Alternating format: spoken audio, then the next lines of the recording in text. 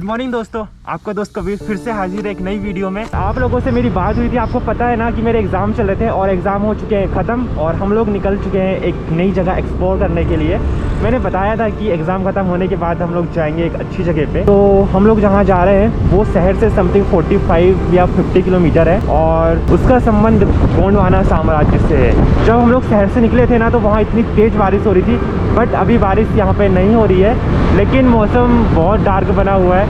बारिश तो बाबा होने वाली है, बाकी मज़ा आएगा यार। क्या हो गया भैया, पेट्रोल ख़त्म?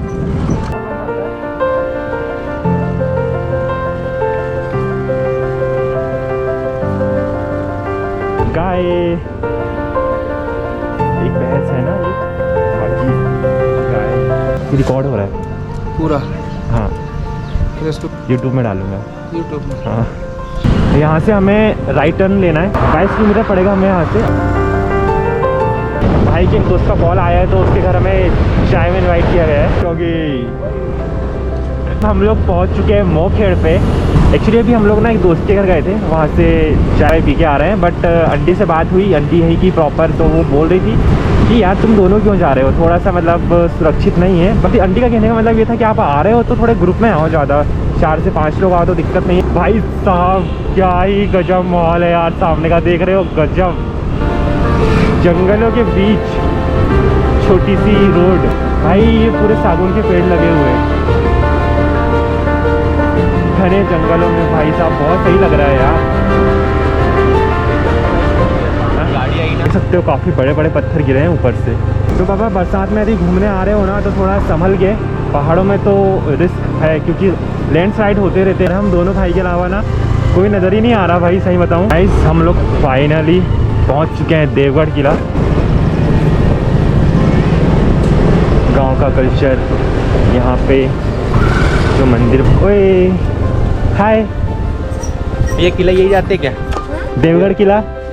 देवगढ़ किला, हाँ। आप कौन से स्कूल में पढ़ते हो? कौन से स्कूल में पढ़ते हो? आंगनवाड़ी जाते हो? आपका घर कहाँ पे है? अच्छा यहीं पास में है, सही है। चलो bye bye bye bye bye. Guys हम लोग पहुंच चुके हैं देवगढ़ किला। आप देख सकते हो सामने एक बड़ा बोर्ड बना हुआ है देवगढ़ किला का, और पार्किंग छोटी सी यहाँ पे है। बाकी पार्किंग बहुत बड़ी भी है, इधर साइड पे 4 व्हीलर कर सकते हैं, इधर में 2 व्हीलर करे। और इसका चार्ज हमें देना पड़ा है 20 रुपये, तो कोई दिक्कत नहीं है, गाड़ी आपकी सेफ़ है। यहाँ पे यहाँ से हमें पैदल जाना पड़ेगा 1.5 किलोमीटर समथिंग। बाकी बढ़िया है यार, जंगलों के बीच से आ रहे हैं हम लोग अभी। भाई कैसा लग रहा? एक नंबर, एक नंबर। देख रहे हो मौसम बहुत प्यारा हो रखा है यार। एक्चुअली हम लोग गाड़ी ले जा सकते थे आगे, बट प्रॉब्लम ये है कि हमारे पास स्कूटी है, तो स्कूटी ले जाने में थोड़ी सी दिक्कत होगी, कंट्रोल नहीं होगी, इसलिए हमें जाना पड़ेगा पैदल। हम लोग आए छिंदवाड़ा से। आप भी घूमने आए हो क्या? हाँ घूमने आया। और इससे पहले आए हो एक आध बार? बहुत बार आया। बहुत बार आ गए। यहाँ के बारे में कुछ थोड़ा नॉलेज बता दो, कैसा क्या है किले के बारे में? गोंड राजा किला है। अच्छा गोंड राजा का किला है ना? मैं पहली बार आ रहा हूँ।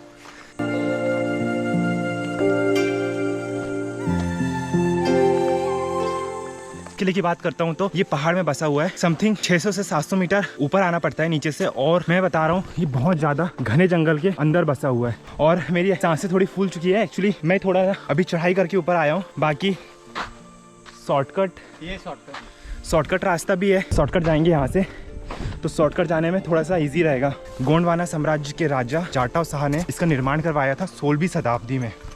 इसके बारे में बहुत सारे तथ्य हैं, ऊपर चल के मैं आपको बताता हूँ और आप उसे देख के कल्पना भी कर सकते हो कि 16वीं सदी में इसका निर्माण किया गया था। और बहुत सारी चीज़ें ऐसी है जो लुप्त हो चुकी है, अब कुछ ही चीज़ें बची हुई है। दोस्तों सही बताऊँ, ऐसी जगह एक्सप्लोर करने का मज़ा ही कुछ अलग होता है जहाँ लोग आते नहीं है।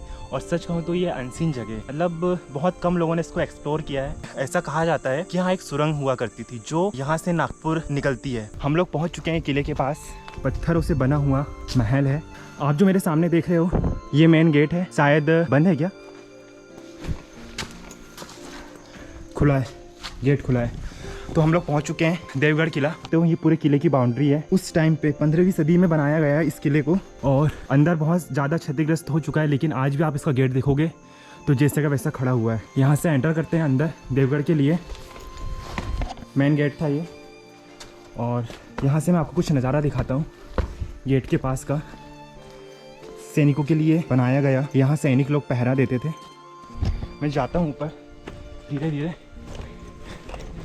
एक गेट और है, यहाँ पे लिखा हुआ है देवगढ़ किले के इतिहास के बारे पे।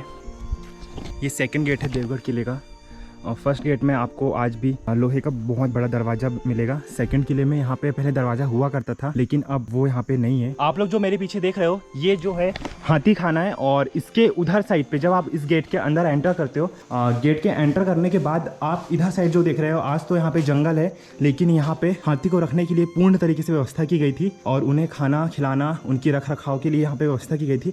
लेकिन वो बहुत पुरानी बात हो चुकी है, आज ये जंगल में तब्दील हो चुका है। आप ये जो गेट देख रहे हो, ये आज भी जैसे का वैसा है, और आप स्पर्श करके समझ सकते हो यार कि 15वीं सदी में इसका निर्माण किया गया था। यहाँ पे आपको बहुत सी ऐसी चीज़ें मिल जाएगी जो कि आपको देख के थोड़ा आश्चर्य होगा। इस टाइप के द्वार दिखाई देंगे, लेकिन बस अभी इतिहास में बन के रह चुका है, और इसकी दीवारें कुछ कहना चाहती हैं। एक टाइम था जब ये पूर्ण रूप से समृद्धशाली था, और यहाँ पे राजा रहते थे, जाटव शाह, जो गोंडवाना के एक महान राजा रहे हैं। इस वक्त मैं हूँ मोती टांके के पास, जो कि उस टाइम पे बनाया गया था। आप देख सकते हो इसके बीच में जो यहाँ पे पानी है, बट उसके ऊपर कई जमी हुई है, और पहाड़ के ऊपर होने के बावजूद भी इस पे आज भी पानी है, और इसका पानी कभी सूखता नहीं है। और ऐसा कहा जाता है कि इसके पानी से बीमारियाँ ठीक हुआ करती थी। वहाँ पे मैंने पढ़ा तो उसमें लिखा हुआ है कि इसके पानी के सेवन करने से बीमारियाँ ठीक हुआ करती थी।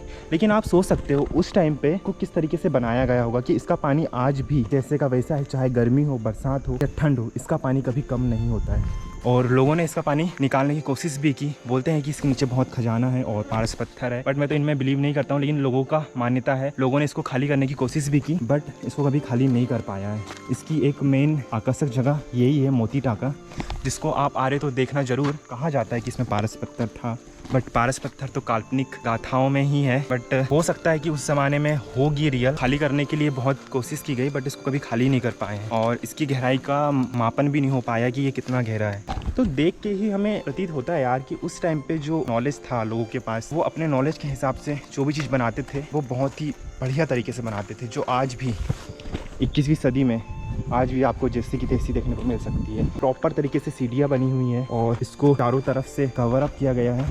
इसका एक मुख्य द्वार है आने के लिए, जो कि ये वाला है, बाकी चारों तरफ से ये क्लोज है। यहाँ से आप नीचे उतर सकते हो। आप जो मेरे सामने देख रहे हो, ये है नक्कार खाना। एक्चुअली जब राजा प्रवेश करता था महल पे, तो यहाँ पे बड़े बड़े जो ढोल होते हैं, नगाड़े होते हैं, उससे उसका स्वागत किया जाता था। आप देख सकते हो ऊपर साइड में ये जो बने हुए हैं, यहाँ पे उन लोग खड़े होके राजा का स्वागत करते। तो आज भी ये जैसे का वैसा है, इसमें ज़्यादा कुछ टूट फूट नहीं हुई है। नक्काशी देख सकते हो आप यहाँ की।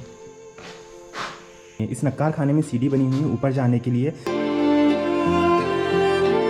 अभी हम लोग हैं इस नक्कार खाने के ऊपर साइड पे। ऊपर भी सीढ़ी है जाने के लिए, छोटी छोटी सीढ़ियाँ बनी हुई हैं। हो तेरी, हम आ चुके हैं सबसे ऊपर साइड में। यहाँ से आपको पूरा किला दिखाई दे रहा होगा। भाई सच में बहुत ही अलग एडवेंचर हो रहा है। मेरे को नहीं लग रहा था कि ये सच में इतना अच्छा है, बस मैंने इसके बारे में सुना था। किसी टाइम पे यहाँ पे सैनिक खड़े होके राजा का स्वागत करते थे। आप देख सकते हो उस टाइम की जो नक्काशी की गई है। अब कुछ ही चीज़ बचा हुआ है, बाकी तो सब टूट रहा है धीरे धीरे, बट इसको अब संरक्षित किया जा रहा है।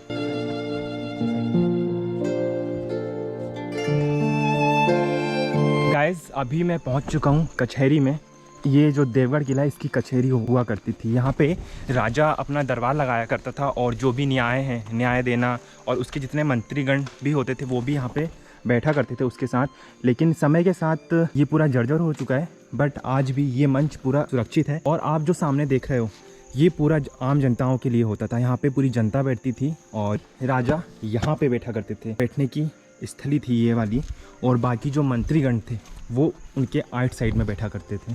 स्वर्ण आभूषण और बहुत सारे रत्न और जो भी लोहे के बने हुए बहुत सारी कलाकृति हुआ करती थी, उनसे सजा हुआ करता था ये कचहरी भवन। लेकिन आज सिर्फ ये हमें इमारतों में दिखाई दे रहा है, जो खंडर हो चुकी इमारतें हैं। आम जनों को इस कचहरी में एंट्री नहीं थी। यहाँ सिर्फ राजा और उसके मंत्रीगण बैठा करते थे। ये जो ईंट दिखाई दे रही है आपको, ये पतली पतली ईंटें हैं। उस टाइम पे इसका उपयोग करके इसका निर्माण किया गया था। और इसके पीछे भी जो महल के कुछ छोटे मोटे भवन बने हुए हैं, पूरे खंडर में तब्दील हो चुके हैं। जो राजा था यहाँ का, उसने यहाँ पे 900 कुएं और 600 बावड़ियाँ का निर्माण करवाया था।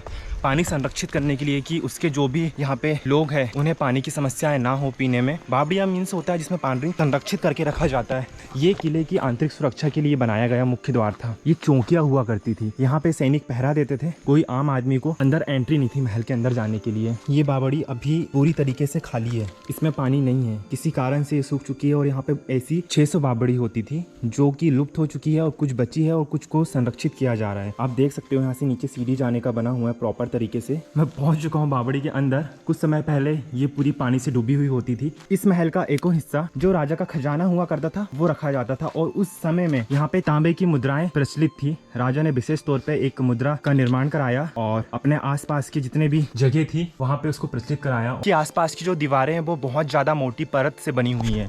बहुत बड़ी बड़ी चट्टानों को काट के इसका निर्माण कराया गया था और सबसे ज्यादा सुरक्षित रखा गया था इसको। मेरे सामने आप जो देख रहे हो ये राजा की बैठक व्यवस्था हुआ करती थी। यहाँ पे सिर्फ जो खास लोग बाहर से आ रहे हैं उनके लिए यहाँ पे विशेष व्यवस्था की गई थी। इस वक्त मैं हूँ हम्माम, एक्चुअली इसको हम्माम कहा जाता है। ये राजा का मनोरंजन कक्ष हुआ करता। परिवार के जो मुख्य सदस्य वो यहाँ पे रहते थे और विशेष प्रकार से यहाँ पे एक फव्वारा का निर्माण किया गया था जो कि अब अस्तित्व में तो है नहीं है, बट कहा जाता है कि यहाँ पे एक बहुत खूबसूरत फव्वारा हुआ करता था। ये महल की सुरक्षा के लिए यहाँ पे ऊपर साइड में सैनिक हुआ करते थे, चौकसी रखते थे वो चारों तरफ की क्या क्या गतिविधि हो रही है। लेकिन समय के साथ यहाँ पे अब माँ चंडी देवी का मंदिर स्थापित कर दिया गया है और पहले ये महल की सुरक्षा का एक मुख्य पार्ट हुआ करता था। यहाँ से सैनिक चारों तरफ नजर जमाए हुए थे। यहाँ से पूरा किले की सुरक्षा की जा सकती है। कौन कहाँ से आ रहा है सारी जानकारी यहाँ से ले सकते थे ईजी तरीके से, क्योंकि ये सबसे ऊपर होने के कारण यहाँ से आप चारों तरफ नजर रख सकते हो। आपको दिखाई दे रहा होगा छोटे छोटे गांव बने हुए हैं और पूरा जंगलों के बीचों बीच है देवगढ़ का किला। ये मेरे सामने आप देख रहे हो ये है मस्जिद।